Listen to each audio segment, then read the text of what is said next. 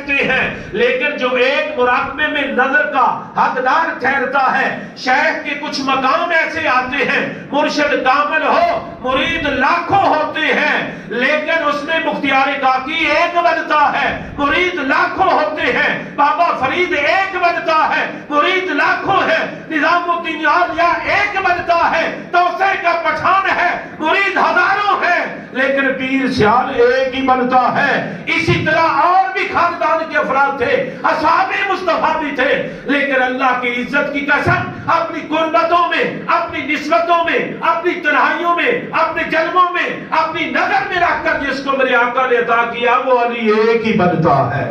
میرے مصطفیٰ نے پہلے دن سے تربیت کے مراحل سے گزارا، گھر کا فقر بھی دیا، گھر کا شکر بھی دیا، گھر کا حلم بھی دیا، گھر کا علم بھی دیا، گھر میں برسنے والی رحمت بھی دی، اٹھنے کا انداز دیا، بیٹھنے کا سلیقہ دیا، گفتگو کا طریقہ دیا۔ یہ سارا مولا کائنات کے جو وجود میں ہے، اللہ کی عزت کی قسم یہ ذات مصطفیٰ کا سارا فیضان ہے۔ اور اس پر میں ہر بار کہا کرتا ہوں، پھر اپنے ذوق کے لیے عرض کر رہا ہوں، جتنا کامل مرشد ہو اس کے دسترخوان کا لنگر اتنا تاثیر والا ہے، کیونکہ لنگر پکتا گیہوں کی روٹی سے ہے، اور اس میں تاثیر مرشد کے وظائف اور اعمال کی جاتی ہے، اس کا تقویٰ اس لنگر میں بھی موجود ہوتا ہے۔ تو پھر اندازہ لگائیے اگر وہاں کے لنگر خانوں کا یہ عالم ہے تو جو لنگر خانہ مصطفی ہے، لانے والے مصطفیٰ، پکانے والی خدیجۃ الکبریٰ، کھانے والے مولا مرتضیٰ، پھر یہ ذوالفقار حیدری کا شاہ سوار ماہر نہ بنے تو کیا بنے۔ عزیزان گرامی قدر، پھر وہ وقت آیا اللہ کے رسول کے سارے نشستن برخاستن انداز گفتگو مولا مرتضیٰ دیکھتے رہے۔ پھر گھڑی جب آگئی، رب کائنات نے فرمایا وَأَنذِرْ عَشِيرَتَكَ الْأَقْرَبِينَ، میرے محبوب قریبی رشتہ داروں کو میرا پیغام دو۔ اللہ کے رسول نے حضرت ابو طالب کے گھر جو حویلی تھی مولا مرتضیٰ کی، وہاں پہ دسترخوان سجایا اور مکے کے قریشیوں کو، ہاشمیوں کو، سرداروں کو بلایا، بٹھا کر کھانا کھلایا اور کھلا کر انہیں رب کا پیغام سنایا۔ انہوں نے ماتھوں کو چڑھایا، بات سنی نہیں، چپکے سے نکل جاتے ہیں، سرکار کھڑے دیکھ رہے یہ کیا کر رہے ہیں۔ پھر حکم ہوا، پھر دوسری دعوت ہوئی، دوسری دعوت میں بھی یہی کہا۔ جب تیسری دعوت ہوئی، جب یہ کہنے لگے، حضرت ابو طالب کھڑے ہو گئے، آپ نے کہا میرے بیٹے نے کچھ کہا ہے، اس کی بات کا جواب کیوں نہیں لیتے؟ انہی میں ایک شخصیت کھڑی ہوتی ہے، عمر میں ابھی 10 سال یا 9 سال ہے، کھڑے ہو کر اعلان کہتے ہیں، اور اعلان کیا خوبصورت ہے۔ آپ فرماتے ہیں آقا علیہ الصلوۃ والسلام کے حوالے سے سب کے سامنے پورا قبیلہ بیٹھا ہے، جس میں ابو لہب بھی ہے، ابو جہل بھی ہے۔ آپ نے کہا سن لو، میری عمر تھوڑی ہے، میری ٹانگیں پتلی ہیں، آنکھیں دکھتی ہیں، اس کے باوجود میں اعلان کر رہا ہوں میں آپ کی نبوت کو مانتا ہوں، اور آج سے لے کر تا دم آخر میں آپ کا ساتھ نہیں چھوڑوں گا۔ تو سب سے پہلے حق پر لبیک کہنے والی جو ذات ہے بنو ہاشم میں سے، وہ مولا کائنات حضرت علی کرم اللہ وجہہ کی ذات اقدس ہے۔ عزیزان گرامی قدر، پھر آقا علیہ الصلوۃ والسلام کی تربیت اور نبی رحمت پہ کے صدقے ہونے والے انعامات دیکھیے۔ آپ کے نام نامی اسم گرامی بڑا معنی سے بھرپور ہے، فصاحت و بلاغت عالی۔ یہ علی نہیں، علی عین سے ہے، علی کہتے اولا سے بنا ہے کہ اعلیٰ مرتبے اور شان والا، اور مرتبہ رب نے کتنا عطا فرمایا کہ سرکار کے جملہ اوصاف کے امین ٹھہرے تو مولا مرتضیٰ ٹھہرے۔ اور آقا علیہ الصلوۃ والسلام کی بارگاہ سے تعلیم و تربیت کے بعد جو فیضان ملا، تو آپ کا ایک لقب ہے، کنیت آپ کی ابو طالب، ابو تراب۔ ابو تراب اس لیے ہے کہ یہ کنیت بھی سرکار نے آپ کو عطا کی، یہ بھی سرکار نے آپ کو عطا کی۔ اور سبب اس کا کیا بنا کہ گھر میں کچھ تھوڑی سی بات ہوئی تو کسی وجہ سے باہر تشریف لے گئے، مسجد نبوی پہ جا کر آرام کرنے لگے۔ قمیض نہیں پہنا تھا تو مسجد نبوی کی خاک شریف آپ کے جسم پہ لگی۔ کریم آقا صلی اللہ علیہ وسلم تشریف لائے، آپ نے سیدہ کائنات سلام اللہ علیہ سے پوچھا کہ علی کدھر ہے؟ تو آپ نے ساری بات بیان کی، سرکار مسجد میں تشریف لائے، آگے حضرت علی پاک آرام کر رہے تھے، جسم سے تھوڑی سی خاک لگی تھی۔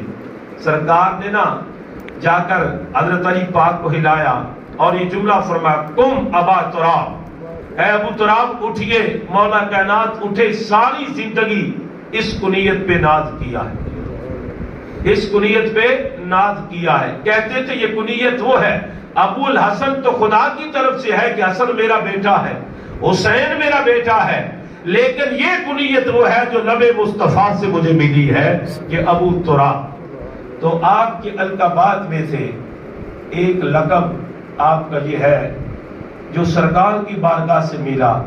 آقا علیہ الصلوۃ والسلام نے فرمایا انا مدینۃ العلم وعلی بابھا۔ تو آپ کا لقب یہ ٹھہرا باب العلم، علم کے دروازے۔ سرکار نے فرمایا میں علم کا شہر ہوں، علی اس کا دروازہ ہے۔ اس پر علماء نے ایک بڑی خوبصورت ترتیب باندھی ہے، فرماتے ہیں کہ اللہ نے قرآن میں فرمایا الرحمن علم القرآن، رحمان نے قرآن سکھایا۔ جس کو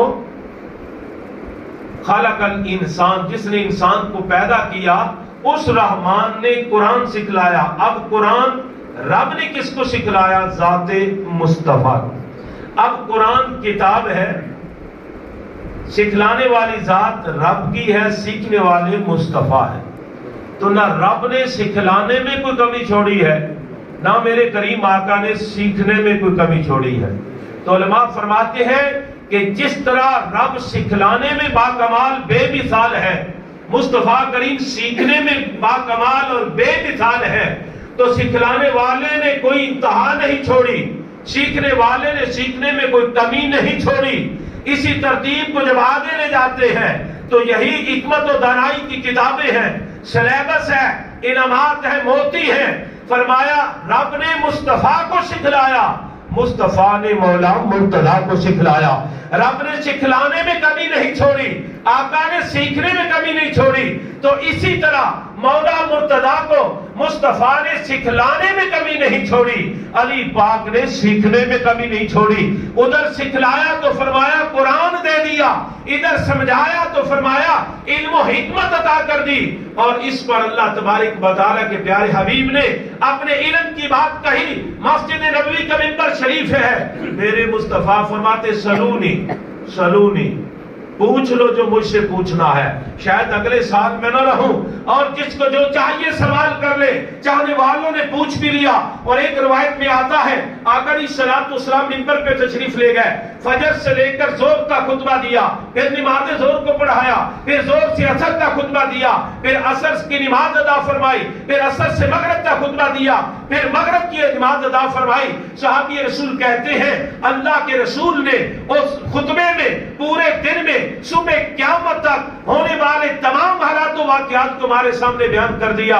ہم میں سے سب سے بڑا عالم وہی ہے جس نے سب سے زیادہ اس خطبے کو یاد فرمایا۔ تو آقا علیہ الصلوۃ والسلام کی ذات اقدس کے علم کا یہ عالم ہے۔ تو جب یہ علم آگے منتقل کیا، نبی رحمت نے جس کو خود براہ راست سکھلایا اور بچپن سے اپنے پاس بٹھلایا، اپنی توجہات خاص میں رکھا، اس مولا کائنات نے بھی کوفے کی جامع مسجد میں منبر پہ بیٹھ کر اعلان کیا سلونی سلونی۔ تو گویا مورخین کہتے ہیں کائنات میں دو ہستیاں ہیں جنہوں نے یہ کہا جس کا من چاہے جو چاہے پوچھ لے۔ ایک مصطفیٰ کی ذات ہے، دوسری مرتضیٰ کی ذات ہے۔ مصطفیٰ کو خدا پڑھاتا ہے، مرتضیٰ کو مصطفیٰ سکھلاتا ہے۔ نہ خدا کے بتانے میں کمی تھی، نہ مصطفیٰ کریم کے آگے منتقل کر کے سکھلانے میں کمی تھی۔ تو مولا مرتضیٰ کی علم و حکمت کو دیکھیے، اس پر تو صحابہ رسول گواہ ہے نا۔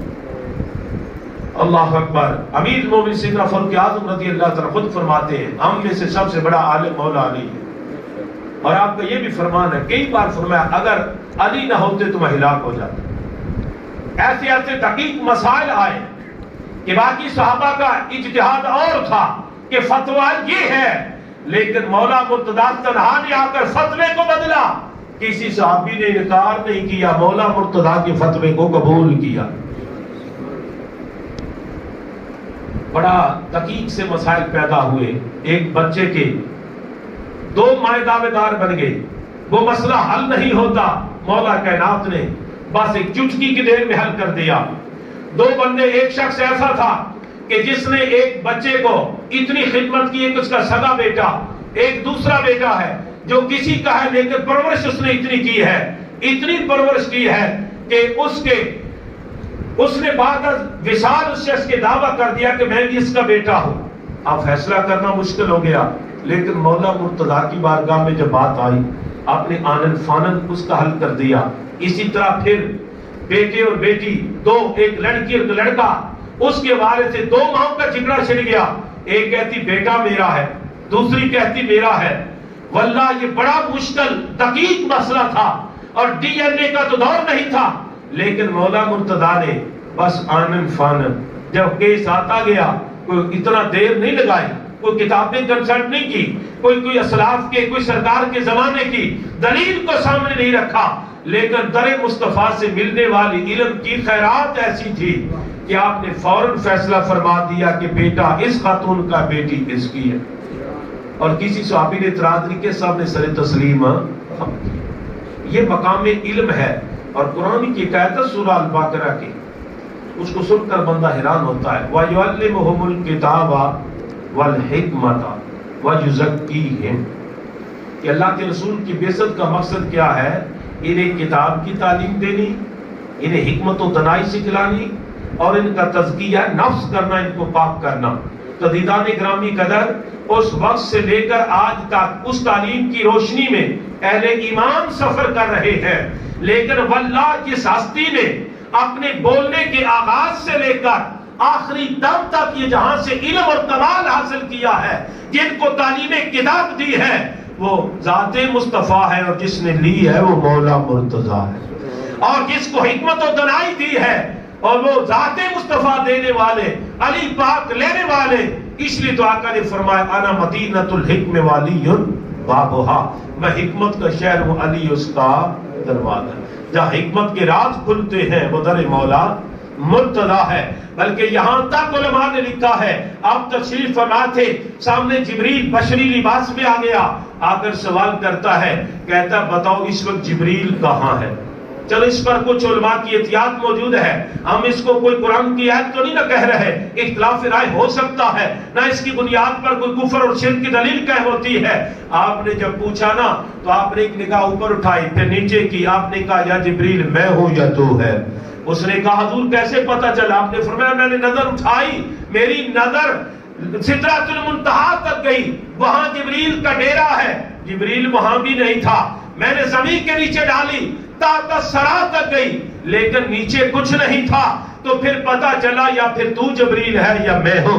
इस पर लोग कहते मुमकिन कैसा है? हमारा सुनिया का तो अकीदा है, जो मुर्शिद कामिल हो, शेख कामिल हो, तकवा की दावत से माला माल हो, वो लोग महफूज को पढ़ लेते हैं। हजूर गौसुल आजम का अपना फरमान है कि मैंने लोह कलम पे देखा, मुजद्दिद रिसानी फरमाते हैं, मैंने नजर डाली अपने बेटे के उस्ताद को देखा, वहां पे शकी बदबख्त लिखा था, बेटे ने शहजादे ने अर्ज कर दिया, हजूर अगर नजर वहां देख सकती है तो इसकी बदबख्ती को सादत मंदी में बदल भी सकती है। मुजद्दिद रिसानी ने नजर डाली, अगली लम्हे का बेटा मुबारक को पढ़ लो, ये बदबख्त तो था, मैंने रब से दुआ करके इसकी तकदीर को बदल करके खुशकिस्मत बना दिया है।